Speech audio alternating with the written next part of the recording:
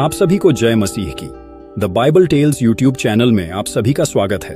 तो मित्रों, क्या आपने कभी सोचा है कि एक व्यक्ति जिसे परमेश्वर ने नबी के रूप में बुलाया, उसे क्यों एक चरित्रहीन स्त्री से विवाह करने के लिए कहा गया? क्या प्रेम केवल उन्हीं से किया जाता है जो इसके योग्य हों, या फिर सच्चा प्रेम वह होता है जो विश्वासघात के बावजूद भी बना रहता है?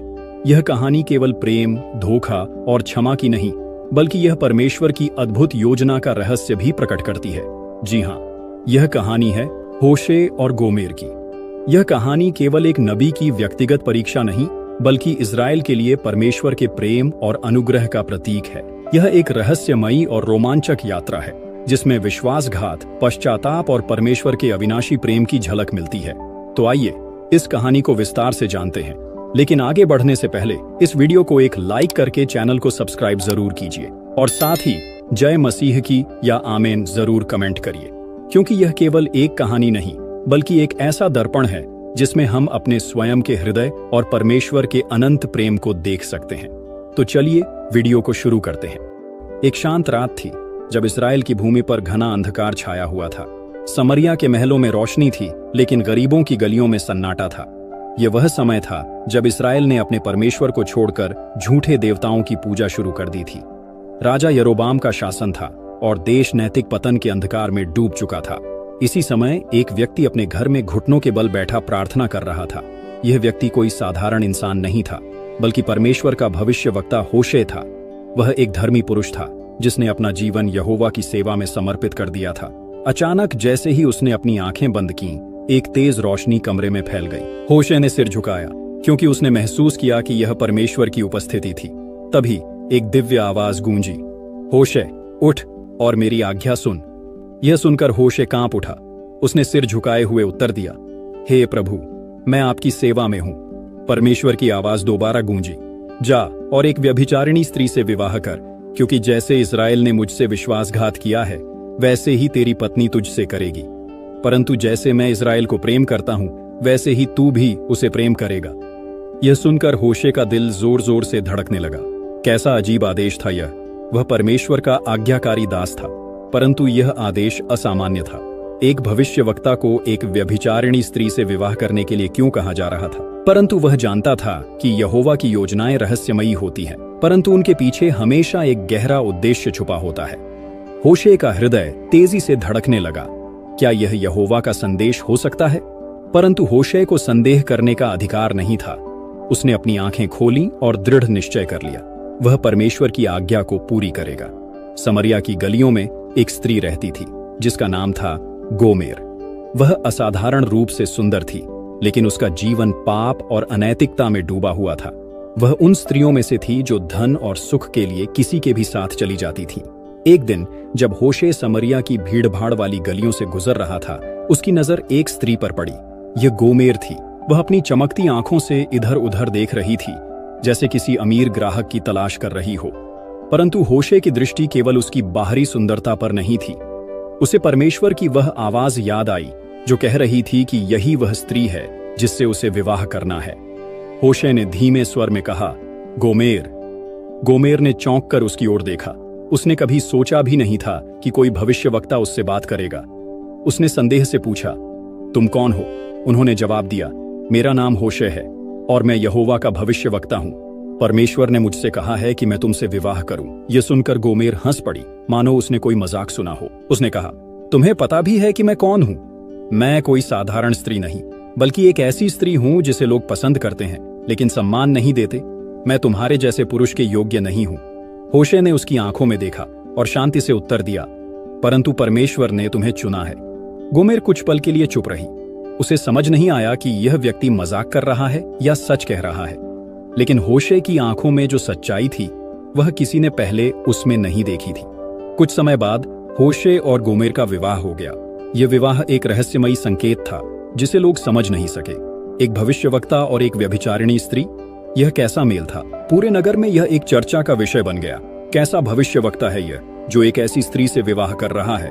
परंतु होशे जानता था कि यह केवल उसका विवाह नहीं था, बल्कि यह इज़राइल के लिए एक संदेश था। शुरुआत में सब कुछ ठीक था। गोमेर ने नए जीवन को अपनाने की कोशिश की। उन्होंने एक पुत्र को जन्म दिया और परमेश्वर ने होशे से कहा, उसका नाम यिज्रेल रख, क्योंकि मैं इस्राएल पर न्याय लाने वाला हूं। विवाह के कुछ समय बाद होशे ने महसूस किया कि गोमेर के मन में कोई अशांति थी। वह कभी कभी रात को चुपचाप घर से निकल जाती और जब लौटती तो उसकी आंखों में एक अजीब सी बेचैनी होती। होशे ने एक रात उससे पूछा, क्या तुम मुझसे कुछ छिपा रही हो? गोमेर ने नजरें चुराई। नहीं, कुछ नहीं। परंतु होशे जानता था कि अंधकार धीरे धीरे उनके घर में प्रवेश कर रहा था। कुछ ही समय बाद गोमेर का मन पूरी तरह से बदल गया। वह अपने पुराने जीवन की ओर लौटने लगी, जहां वह उन पुरुषों के साथ संबंध रखती थी जो केवल उसे भोग विलास की वस्तु समझते थे। समय बीतता गया और गोमेर पूरी तरह से अपने पुराने जीवन में लौट चुकी थी। उसने होशे को छोड़ दिया था और अब अन्य पुरुषों के साथ रहती थी। नगर के लोग होशे का मजाक उड़ाने लगे।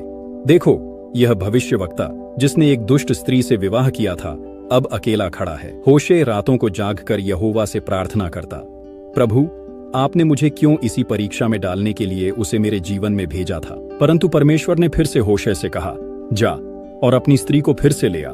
जैसे इस्राएल ने मुझे त्याग दिया वैसे ही उसने तुझे छोड़ा है, परंतु तेरा प्रेम उसकी निष्ठाहीनता से अधिक होना चाहिए। होशे ने परमेश्वर की आज्ञा का पालन किया। गोमेर अब पहले जैसी नहीं रही थी। जिन पुरुषों के लिए उसने होशे को छोड़ा था उन्होंने उसे त्याग दिया। अब वह एक दासी बन चुकी थी। उसे बाजार में गुलामों की तरह बेचा जा रहा था।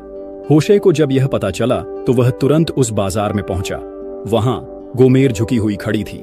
उसकी आंखों में ग्लानि और शर्म थी। नीलामी शुरू हुई। एक सौदागर ने पुकारा, कौन इस स्त्री को खरीदेगा? लोग उपहास करने लगे। किसी को उसमें रुचि नहीं थी। तभी एक आवाज आई, मैं उसे खरीदूंगा। सभी ने मुड़कर देखा। यह होशे था। भीड़ चौंक गई। किसी ने पूछा, तुम इसे क्यों खरीद रहे हो? होशे ने उत्तर दिया, क्योंकि मैं इसे प्रेम करता हूं। होशे ने गोमेर को फिर से अपने घर लाया। उसने उसे क्षमा किया और उसे अपनाया जैसे परमेश्वर ने इस्राएल को अपनाने का वचन दिया था। गोमेर की आंखों में आंसू थे। मैंने तुझे धोखा दिया, फिर भी तूने मुझे प्रेम किया। होशे ने उत्तर दिया, यह प्रेम है जो निष्ठाहीनता से भी अधिक शक्तिशाली है। और इस प्रकार यह कहानी केवल एक विवाह की नहीं बल्कि परमेश्वर के प्रेम की थी। एक ऐसा प्रेम जो कभी समाप्त नहीं होता, चाहे मनुष्य कितनी ही बार क्यों न भटक जाए।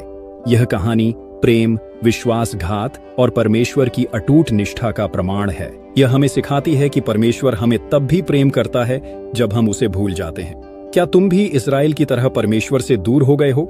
यदि हाँ, तो जान लो कि परमेश्वर भी तुम्हें वापस बुला रहा है, जैसे होशे ने गोमेर को बुलाया था। जब हम इस कहानी को ध्यान से पढ़ते हैं तो हमें समझ आता है कि परमेश्वर का प्रेम कितना गहरा और अटूट है। वह हमें तब भी अपनाने को तैयार है जब हम उससे दूर चले जाते हैं। यही कहानी हमें प्रेरणा देती है कि हम अपने जीवन में परमेश्वर के प्रेम को पहचानें और उसकी ओर लौटें। होशे को यहोवा ने एक ऐसी स्त्री से विवाह करने का आदेश दिया जो उसके प्रति वफादार नहीं रहेगी। यह अपने आप में एक परीक्षा थी। जब कोई व्यक्ति प्रेम करता है तो वह निष्ठा और समर्पण की अपेक्षा करता है। लेकिन होशे जानता था कि गोमेर उससे विश्वासघात करेगी। फिर भी उसने परमेश्वर की आज्ञा का पालन किया। यह हमें यह सिखाता है कि सच्चा प्रेम केवल भावनाओं पर आधारित नहीं होता, बल्कि यह बलिदान और समर्पण से जुड़ा होता है। क्या हम भी अपने जीवन में परमेश्वर के प्रेम की तरह दूसरों से प्रेम कर सकते हैं? गोमेर का चरित्र इस्राएल के उन लोगों का प्रतिनिधित्व करता है जो बार बार परमेश्वर से दूर चले जाते हैं और संसार की इच्छाओं में खो जाते हैं। हमारे जीवन में भी कई बार ऐसा होता है जब हम परमेश्वर के मार्ग से भटक जाते हैं। हम अपने व्यक्तिगत सुख सुविधाओं को परमेश्वर की इच्छा से ऊपर रखते हैं। हम पाप में लिप्त होकर यह भूल जाते हैं कि परमेश्वर ने हमें किस उद्देश्य से बनाया है। हम सांसारिक आकर्षणों की ओर भागते हैं और सच्चे प्रेम को अनदेखा कर देते हैं। परंतु जैसे गोमेर को अंततः एहसास हुआ कि वह गलत राह पर थी, वैसे ही हमें भी आत्मनिरीक्षण करना चाहिए। होशे के जीवन में सबसे बड़ा मोड़ तब आया जब उसने अपने साथ हुए विश्वासघात के बावजूद गोमेर को फिर से अपना लिया। यह दृश्य हमें यह समझाता है कि परमेश्वर कभी भी अपने लोगों को नहीं त्यागता, चाहे वे कितनी भी बार उसे छोड़कर चले जाएं। परमेश्वर का प्रेम निस्वार्थ है, अनंत है, दया से भरा हुआ है और क्षमा प्रदान करने वाला है। होशे ने गोमेर को वापस खरीद लिया। ठीक उसी तरह परमेश्वर ने यीशु मसीह के माध्यम से हमें पाप से छुड़ाने के लिए अपना सर्वस्व दे दिया। क्या हम भी अपने जीवन में क्षमा कर सकते हैं जैसे होशे ने किया? अक्सर जब कोई हमें धोखा देता है तो हम उसे कभी माफ नहीं करना चाहते, लेकिन होशे हमें सिखाता है कि सच्चा प्रेम क्षमा करने से पीछे नहीं हटता। मत्ती 6 के वचन 14 में लिखा है, यदि तुम अपने अपराधियों को क्षमा करोगे तो तुम्हारा स्वर्गीय पिता भी तुम्हें क्षमा करेगा। यह हमें सिखाता है कि हमें केवल अपने मित्रों को ही नहीं बल्कि उन लोगों को भी क्षमा करना चाहिए जिन्होंने हमें कष्ट दिया है। परमेश्वर न केवल क्षमा करता है बल्कि पुनर्स्थापन भी करता है। जब होशे ने गोमेर को फिर से अपनाया तो यह एक नए अवसर की तरह था।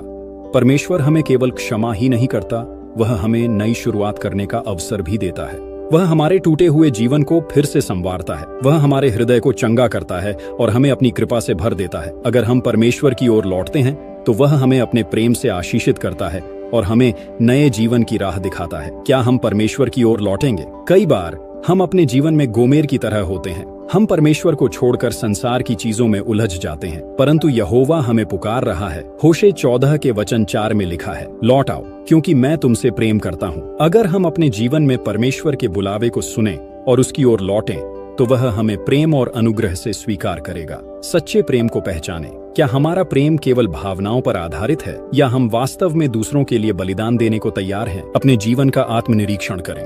क्या हम भी गोमेर की तरह परमेश्वर से दूर हो गए हैं? क्षमा करने की शक्ति रखें। क्या हम उन लोगों को क्षमा कर सकते हैं जिन्होंने हमें ठुकराया या धोखा दिया? परमेश्वर के प्रेम को स्वीकार करें। परमेश्वर ने हमें अनंत प्रेम से प्रेम किया है। क्या हम भी उसकी ओर लौटकर उसके प्रेम को स्वीकार करेंगे? होशे और गोमेर की कहानी हमें एक गहरा संदेश देती है। परमेश्वर का प्रेम बिना शर्त और अटूट है। चाहे हम कितनी भी बार उससे दूर जाएं, वह हमें फिर से अपनाने के लिए तैयार रहता है। अगर तुम आज अपने जीवन में किसी संघर्ष से गुजर रहे हो, अगर तुम्हें लगता है कि तुमने परमेश्वर से दूरी बना ली है, तो जान लो कि वह अभी भी तुम्हारा इंतजार कर रहा है। लौट आओ क्योंकि मैं तुमसे प्रेम करता हूं। क्या तुम परमेश्वर की ओर लौटने के लिए तैयार हो? नीचे कमेंट में जरूर बताएं। अगर यह कहानी तुम्हारे दिल को छू गई हो तो इसे शेयर करो ताकि और भी लोग परमेश्वर के इस अटल प्रेम को समझ सकें। और अगर तुम चाहते हो कि हम इसी तरह की और रहस्यमयी और प्रेरणादायक बाइबिलीय कहानियां लाएं, तो वीडियो को लाइक करें, चैनल को सब्सक्राइब करें और बेल आइकन दबाना न भूलें। याद रखो, परमेश्वर का प्रेम कभी समाप्त नहीं होता। चाहे हम कितनी भी बार गिरें, वह हमें उठाने के लिए हमेशा तैयार रहता है। जय मसीह की।